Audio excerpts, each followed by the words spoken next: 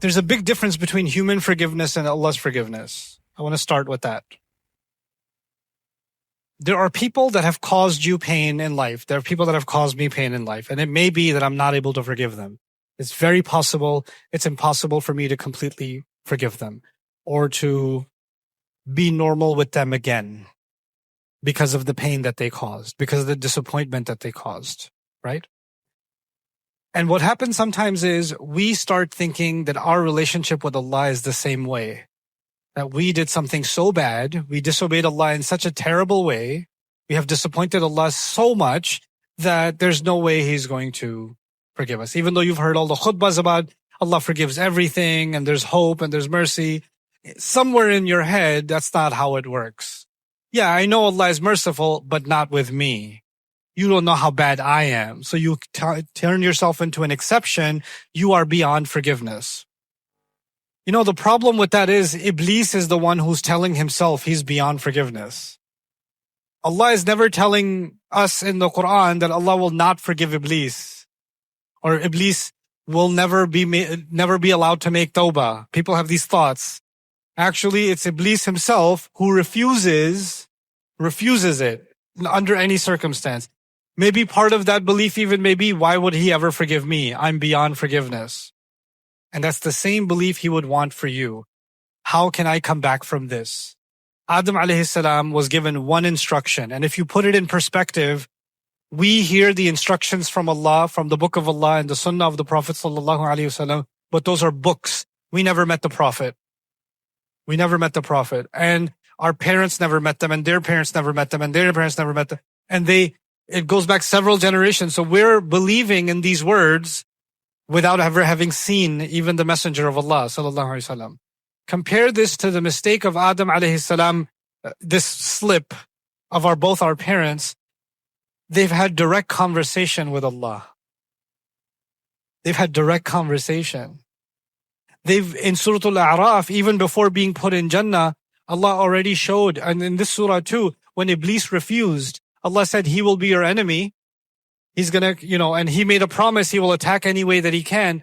And Allah mentioned that He's gonna put him in the hellfire.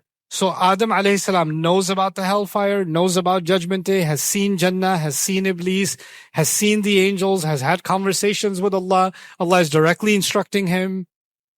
And yet still he made a mistake. Still. I mean, that sounds inexcusable. See, I didn't have a direct conversation with Allah. I didn't have that. But Adam alayhi salam had that. Hawa had that. And so you would say, how could you, after you were given such an honor, such a privilege, you reached such a high place, how could you make a mistake, Adam? How could you make a mistake, Hawa? And how do you think, after being given such a great position and you messed up, you don't deserve that place ever again? You don't deserve it. And so Allah is now going to send them to the earth. And then Allah says to them, اهبطوا بعضكم لبعض عدو. Go live here. You're going to be enemies to each other. It's going to be a tough life here. But I kept thinking about, why did He say enemies? It means many things about this earth, but what are they learning from what happened up there in Jannah? Iblis will try to make you disobey Allah. And you will fall into his thoughts. And then you will discuss it with other human beings. And you might be able to convince other human beings, or you might be able to convince each other. And instead of helping each other become better, you can also help each other become worse. Because they both ate from the tree. You know what that means? They conversed with each other. And they both made it okay for each other. So they partnered in a mistake. And if you partner in a mistake, you're not friends, you're actually enemies. Even though you love each other, you're enemies because you helped each other do something wrong. At the time, you feel like, you meet young people, Muslims nowadays. I'm not going to sugarcoat it for you. You meet Muslims, the guy's like, yeah, I'm a little bit haram relationship, Ustad. What should I do? Little bit haram? Lower age? Lesser font size? A little bit haram. Yeah, Ustad, it's been 3 years in a little bit haram relationship, but I love her a lot. Like, okay, so you want to marry her? No, I'm not ready for that. Okay, so you're ready to send her to hell, but you're not ready to marry her. You don't love her that much. I mean, you don't even love yourself that much. You're okay with destroying yours and somebody else's afterlife, but claim that you love them. Allah is teaching us a new meaning of what an enemy could be. This is the same thing Allah mentioned in Surah Al-Taghabun when He said, "Inna min azwajikum wa awladikum aduwwan lakum." From your spouses and your children, they can be enemies for you. When out of love, when you love someone, and with that love for each other, you're actually helping each other disobey Allah, then you're actually enemies. And Iblis comes, and he doesn't just want men to fight women and women to fight men. Sometimes he wants men and women to love each other, and in that love, do bad things. Like, it's not like Adam and Hawa had a fight with each other and he said, fine. And she said, fine, I'm going to eat from the tree. You know what? I'll eat too. That's not what happened. That's not how it played out. Yeah, Iblis wants people to fight with each other. Sure, that's one of his strategies. But another strategy of his is actually he uses love as a war tactic. He weaponizes love. And so he was successful in doing that with our parents. And that's, Allah is saying, you will be enemies to each other.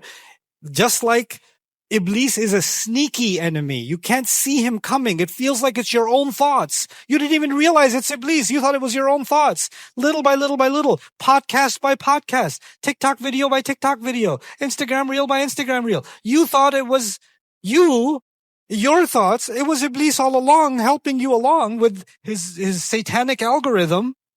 That's what he was doing.